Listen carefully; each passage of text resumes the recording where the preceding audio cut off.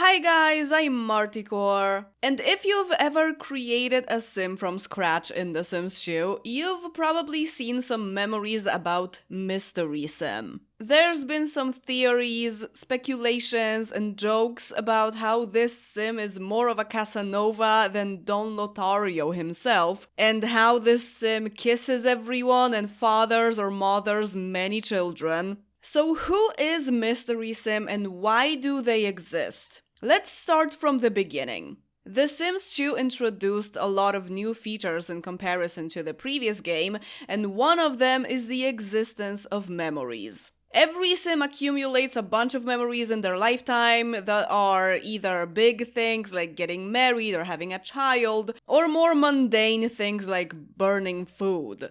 And 40 memories about the same cockroaches. Kinda relatable. I would cry my eyes out if I ever encountered a cockroach. Closely, especially. But personally, I got rid of those specific memories through modding. Anyway, when a new adult sim is created, they come with a few memories about Mystery Sim. Meeting, becoming best friends, and having the first kiss. If the sim is created as a single parent, there is a child involved, there's also a memory of falling in love and woohooing with Mystery Sim, because apparently the child couldn't just be adopted, and technically Mystery Sim is the other parent, but only according to memories. It's also worth mentioning that befriending Mystery Sim doesn't count in the general number of best friends. So if your sim has this Mystery Sim memory and then befriends two other sims, only then will they get a memory of making two best friends. Why, you may ask? Because Mystery Sim is not a sim. On the technical side, Mystery Sim is an object, just a picture that appears in those memories because most memories have to have another sim or an object attached to them. Memories have references. So since apparently Maxis thought it's weird to have an adult sim with a completely clean slate when there's an entire memory system, they decided to give newly created adults some kind of history. In my opinion, as long as woohoo makes sense when the sim has a child, every child-free adult could have just not had their first kiss yet, and that would be perfectly fine. But I respect this decision. So because of the mandatory first kiss memory, no adult sim created in CAS will have a first kiss option when they meet someone because they've already had this experience. So no cutscene for them, and because of this, you might not even be aware that adults have the first kiss cutscene, because that will only happen if you've raised this sim since they were born or adopted, they went through teenagehood with no kiss, and then as adults they don't have this experience. So is Mystery Sim one sim that kisses and woohoos people all over the place and is also immortal apparently?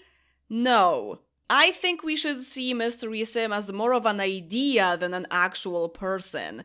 More like a memory. And since the looks of Mystery Sim are made as gender neutrally as possible on purpose, even though The Sims 2 is a very gender binary game, we can assume that it's someone completely different for each sim. Because the looks of the sim and the shadow that we see is so gender ambiguous that it can be universal for any gender preference. So no, not the biggest Casanova in the game. It's not the Mystery Sim, it's a Mystery Sim. As long as I understand why Mystery Sim exists, one thing I don't like is the name. It's way too cryptic, brings too many questions, but I guess being mysterious is what The Sims 2 likes to do, and why we all love it so much.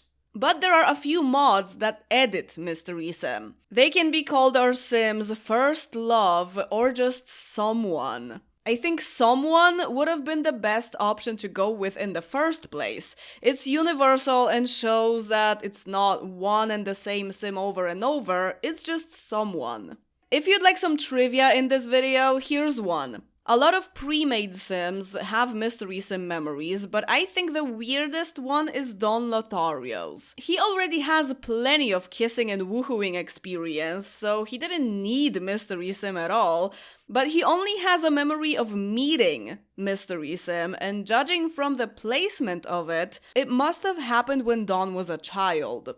I think this proves that he was created as an adult and everything else was implemented during the creation of the game in Pleasant View, which is not very surprising, but probably this memory got moved around a lot and eventually someone forgot to delete it, because it's the one and only Mystery Sim memory that he has. Another interesting example is AJ Loner. He has Mystery Sim memories, but they're cleverly put between other memories or moved around in a way that would make you assume that AJ and Mystery Sim knew each other for a long time. So that's it. Kind of a recycled placeholder video for tougher times, but I hope it was still a little bit interesting at least. Tell me in the comments what were your assumptions about Mystery Sim when you were playing as a kid, or even right now. And as always, thank you very much for watching this video, and see you in the next one. Bye!